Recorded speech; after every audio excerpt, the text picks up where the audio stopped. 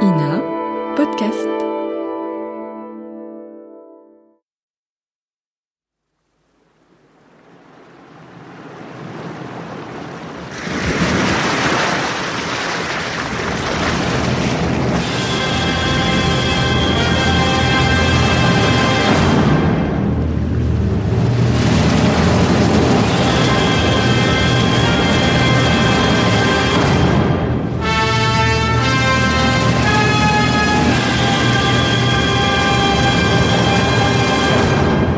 Le Comte de Monte Cristo d'Alexandre Dumas.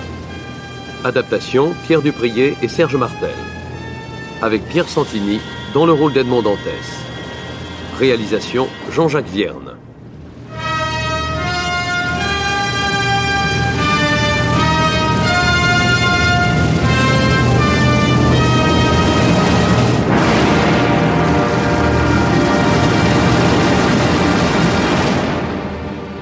Aujourd'hui, 23e épisode, Les amours d'Hermine Danglars. La soirée organisée dans sa maison d'Auteuil par le comte de Monte Cristo n'a pas manqué d'être fertile en émotions, surtout pour Hermine Danglars et Gérard de Villefort.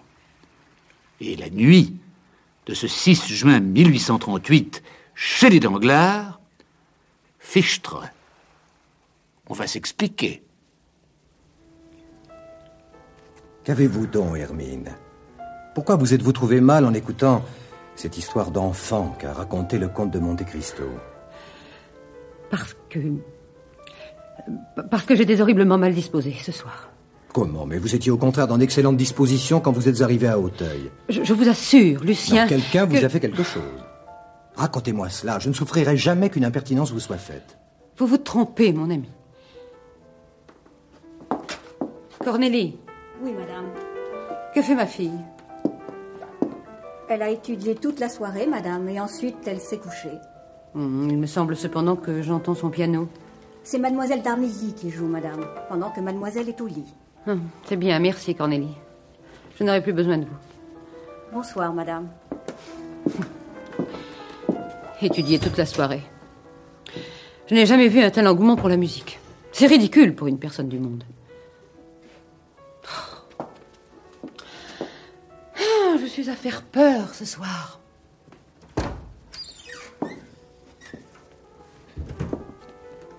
Bonsoir, madame. Bonsoir, monsieur Debray.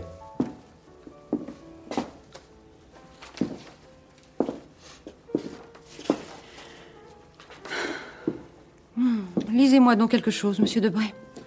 Vous allez vous fatiguer, baronne, en veillant si tard. Il est près de minuit. Monsieur Debray demeure bien loin. Monsieur Lucien, je vous déclare que je n'ai pas la moindre envie de dormir.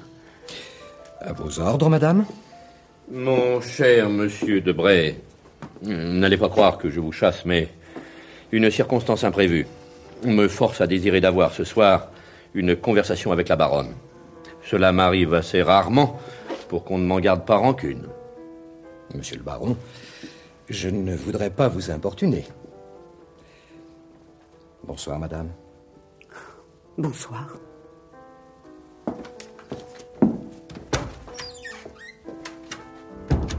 Savez-vous, monsieur, que vous faites des progrès ? Ordinairement, vous n'étiez que grossier. Ce soir, vous êtes brutal. C'est que ce soir, je suis de plus mauvaise humeur qu'ordinairement. Je viens de perdre 700 000 francs sur l'emprunt espagnol. Oui, j'ai enfin le compte exact. 700 000 ! Est-ce ma faute ? Je vous ai déjà dit de ne pas me parler caisse. C'est une langue que je n'ai apprise ni chez mes parents, ni dans la maison de mon premier mari. Parbleu, ils n'avaient le sou ni les uns ni les autres. Mais comme c'est étrange, j'avais cru que vous preniez le plus vif intérêt à mes opérations. Moi ? Je voudrais bien que vous me fissiez connaître en quelle occasion. Oh mon Dieu, c'est chose facile. Au mois de février dernier, vous m'avez parlé la première des fonds d'Haïti. Vous aviez rêvé qu'un bâtiment entrait dans le port du Havre, apportant la nouvelle qu'un paiement qu'on croyait remis aux calendes grecques allait s'effectuer. Je connais la lucidité de votre sommeil. J'ai donc fait acheter en dessous-main tous les coupons que j'ai pu trouver de la dette d'Haïti. Et j'ai gagné 400 000 francs dont 100 000 vous ont été remis. En mars, il s'agissait d'une concession de chemin de fer. 3 sociétés se présentaient. Vous m'avez dit que votre instinct vous faisait croire que le privilège serait donné à la Société du Midi.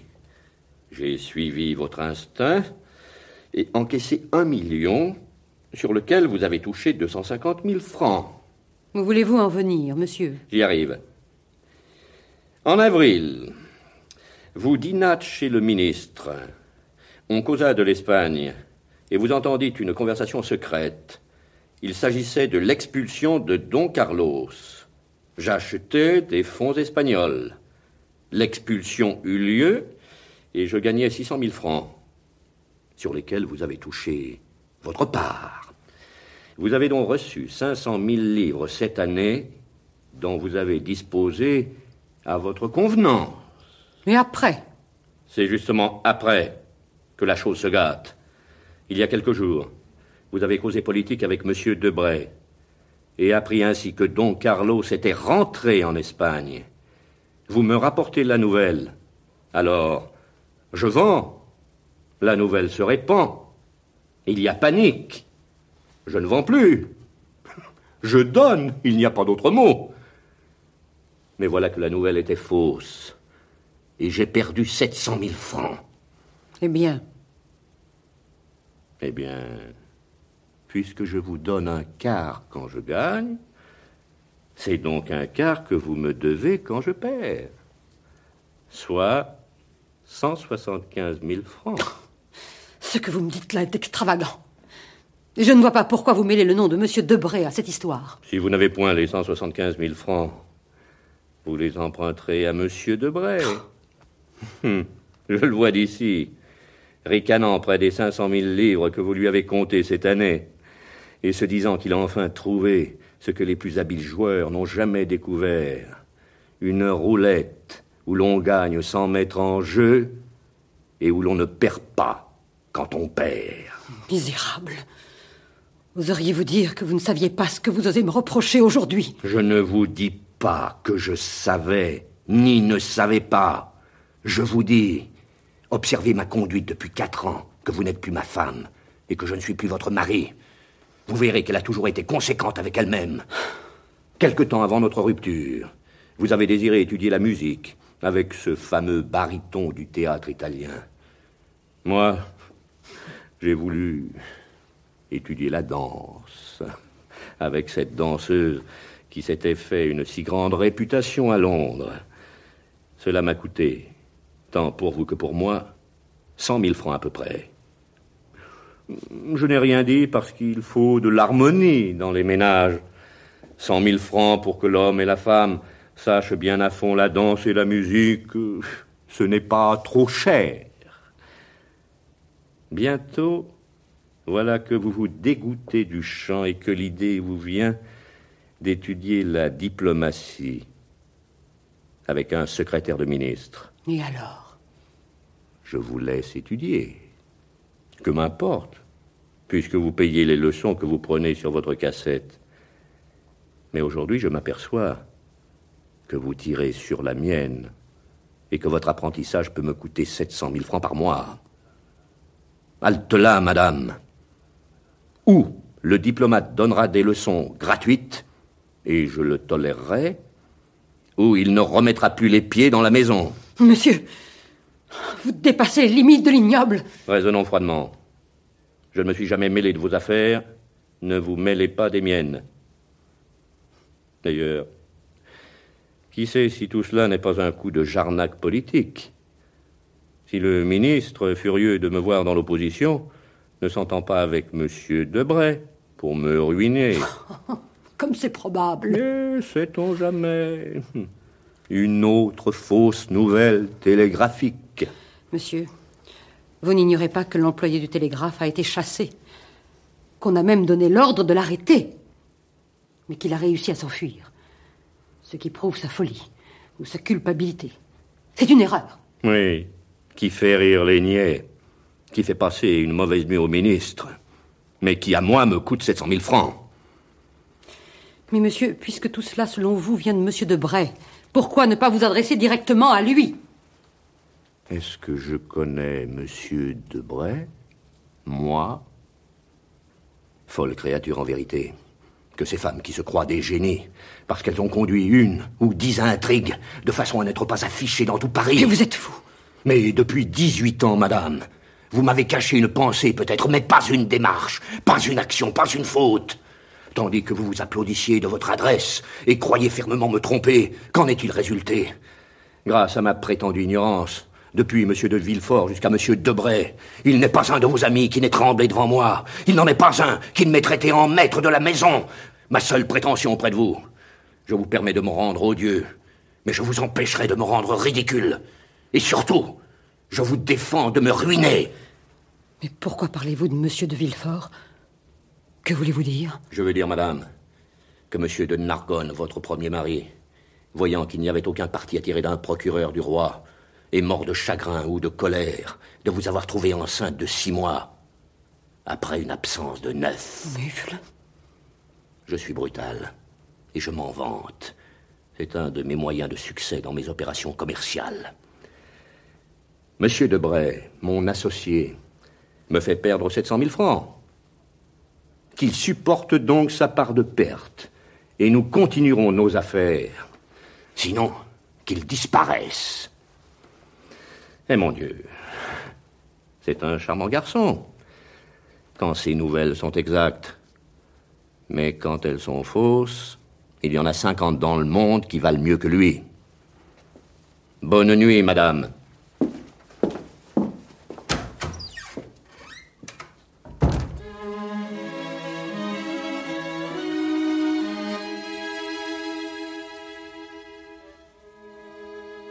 Le lendemain, 7 juin 1838.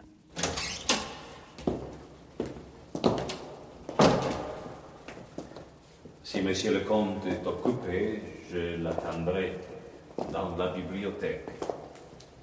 J'ai tout mon temps. Bien, mon père.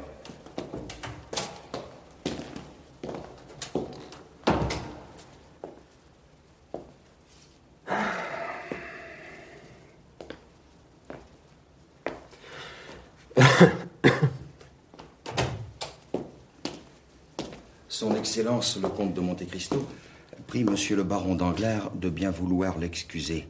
Il arrive tout de suite. Merci, mon ami. Je ne suis pas pressé. Bien, monsieur.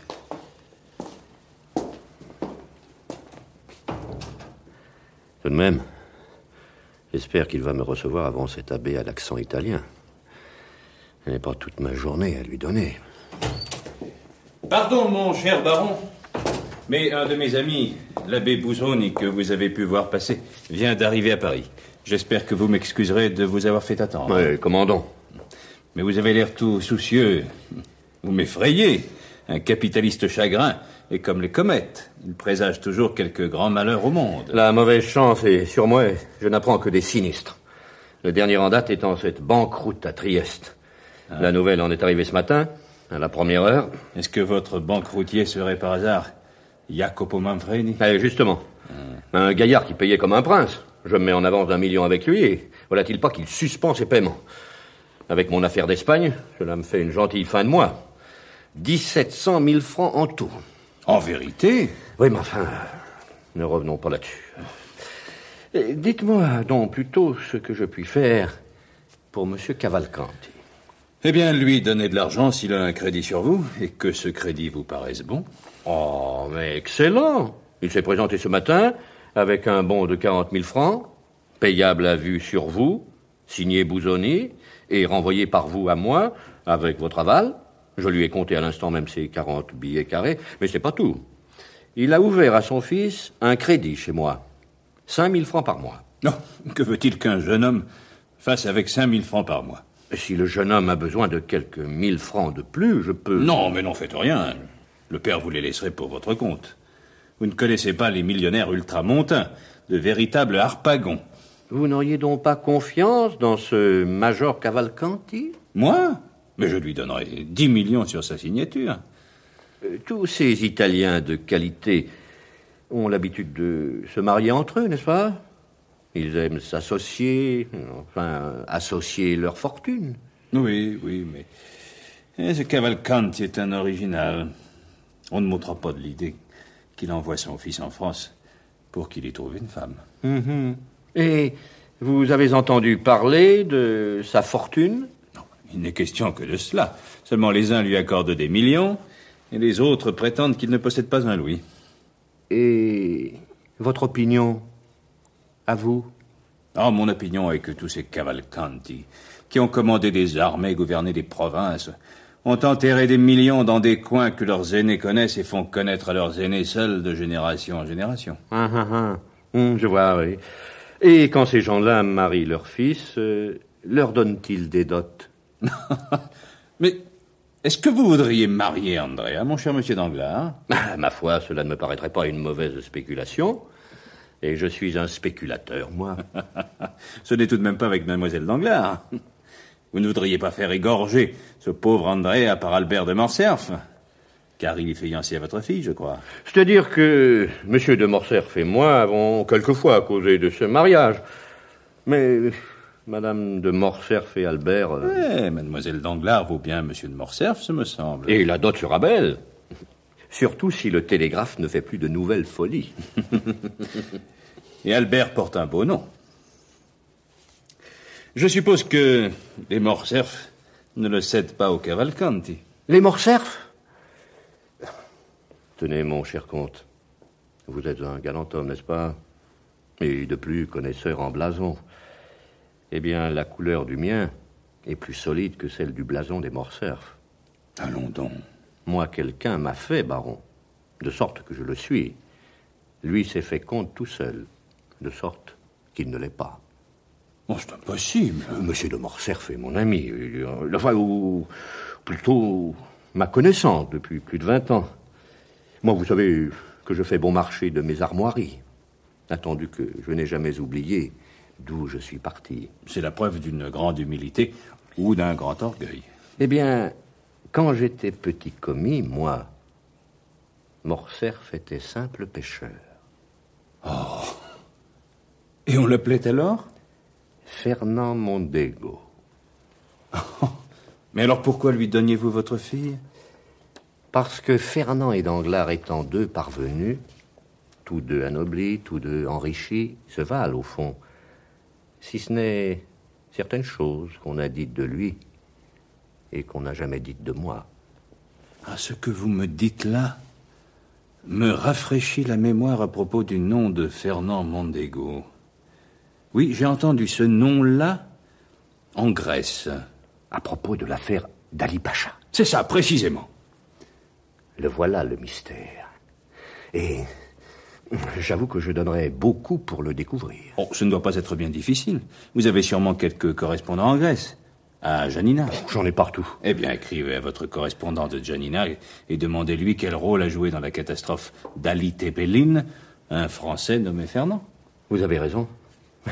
Comment n'y ai-je pas pensé plus tôt? J'écrirai aujourd'hui même. Faites. Et si vous apprenez quelques nouvelles bien... scandaleuses, je vous la communiquerai.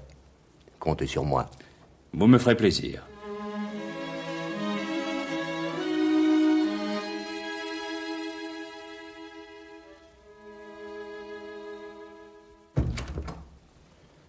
Entrez, madame.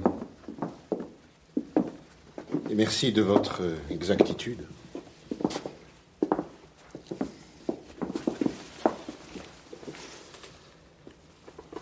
Voilà bien longtemps, madame, qu'il ne m'est arrivé d'avoir ce bonheur de causer seul avec vous. Et à mon grand regret, nous nous retrouvons pour entamer une conversation bien pénible. Je suis venue à votre premier appel. Quoique certainement cette conversation soit encore plus pénible pour moi que pour vous. Il est donc vrai que toutes nos actions laissent leurs traces, les unes sombres, les autres lumineuses dans notre passé.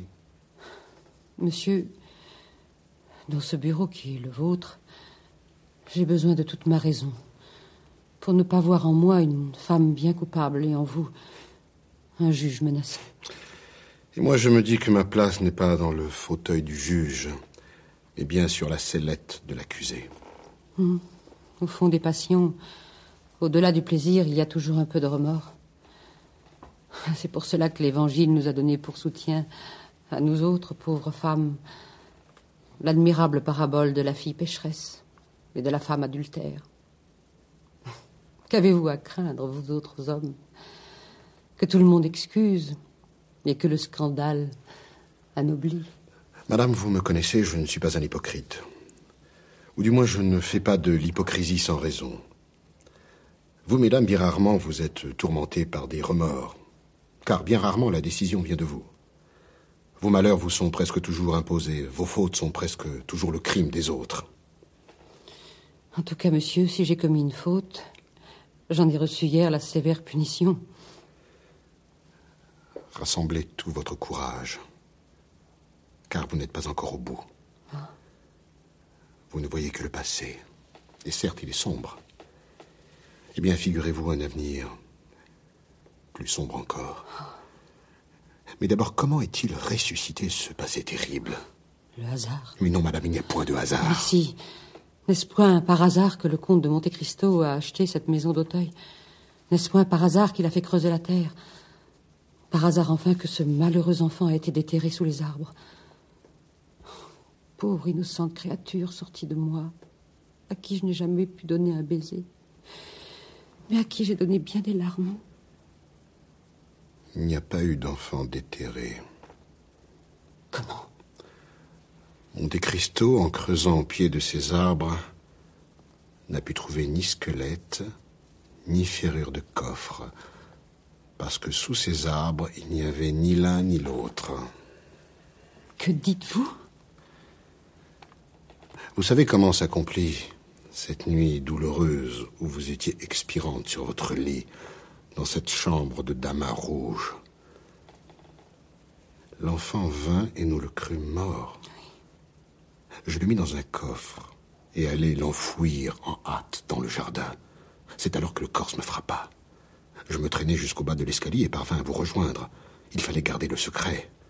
Un duel fut le prétexte de ma blessure. On me transporta à Versailles où pendant 3 mois je luttai contre la mort. Enfin, je partis pour Marseille où ma convalescence dura 6 mois.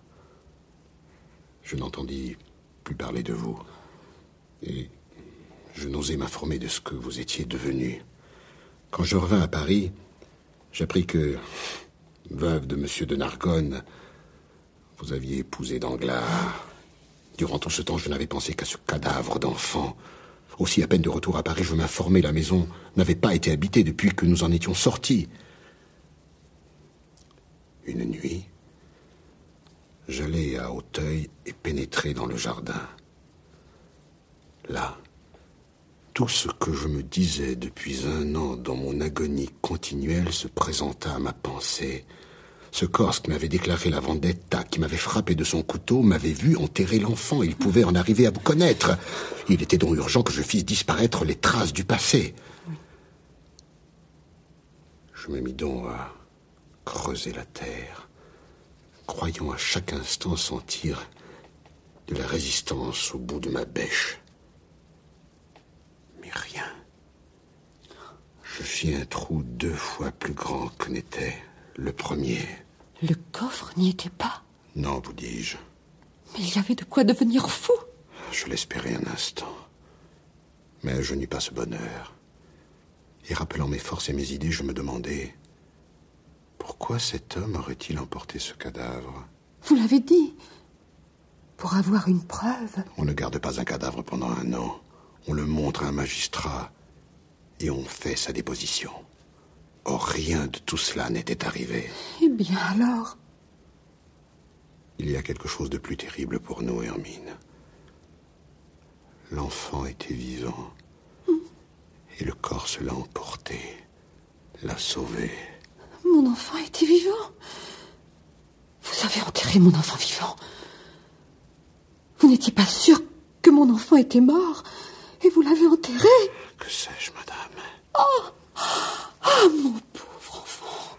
Vous comprenez, Hermine, que si cet enfant vit, et si quelqu'un sait qu'il vit, ce quelqu'un a notre secret. Et puisque Monte Cristo parle devant nous d'un enfant déterré là où cet enfant n'était plus, ce secret c'est lui qui l'a. Dieu juste. Dieu vengeur. Mais cet enfant, qu'est-il devenu? Oh, que je l'ai cherché. Finalement, je me suis dit qu'il l'avait peut-être mis aux enfants trouvés. Et en effet, j'ai appris à l'hospice que cette nuit du 20 septembre, un enfant de sexe masculin y avait été déposé. Il était enveloppé d'une moitié de serviette en toile fine, déchirée avec intention. Cette moitié de serviette portait une moitié de couronne de baron et la lettre H. Tout mon linge était marqué ainsi. Merci, mon Dieu, mon enfant n'était pas mort. Non, il n'était pas mort. Et vous dites cela sans crainte de me faire mourir de joie. Oh, Gérard, où est-il? Je ne sais pas. Oh non. Une femme, 6 mois plus tôt, était venue le réclamer, avec l'autre moitié de la serviette. Elle avait fourni toutes les garanties que la loi exigeait, on le lui avait remis. Mais il fallait vous informer de cette femme, la découvrir. Je l'ai fait, madame. J'ai fait une instruction criminelle, on a retrouvé ces traces jusqu'à Chalon. Mais là, on les a perdues. Perdues à jamais. Et vous vous êtes borné à cela? Mais non, je n'ai jamais cessé de chercher. Mais aujourd'hui, je vais recommencer avec plus de persévérance et d'acharnement que jamais. Et je réussirai. Car ce n'est plus la conscience qui me pousse. C'est la peur. Gérard, le comte de Monte Cristo ne sait rien. Sans quoi il ne nous rechercherait point comme il le fait. Avez-vous remarqué ses yeux, tandis qu'il nous parlait? Non. Croyez-moi, cet homme a d'autres projets. Voilà pourquoi j'ai voulu vous voir. Dites-moi, Hermine, vous n'avez parlé de notre liaison à personne? Mais à personne. Jamais? Jamais. Vous ne tenez pas de journal? Non. Vous ne rêvez pas tout haut? J'ai un sommeil d'enfant. Ne vous le rappelez-vous pas, Gérard? C'est vrai. Eh bien? Eh bien, je sais ce qu'il me reste à faire. Avant 8 jours d'ici, je saurai ce que c'est que Monsieur de Monte Cristo, d'où il vient, où il va, et pourquoi il parle devant nous d'enfants que l'on déterre dans son jardin.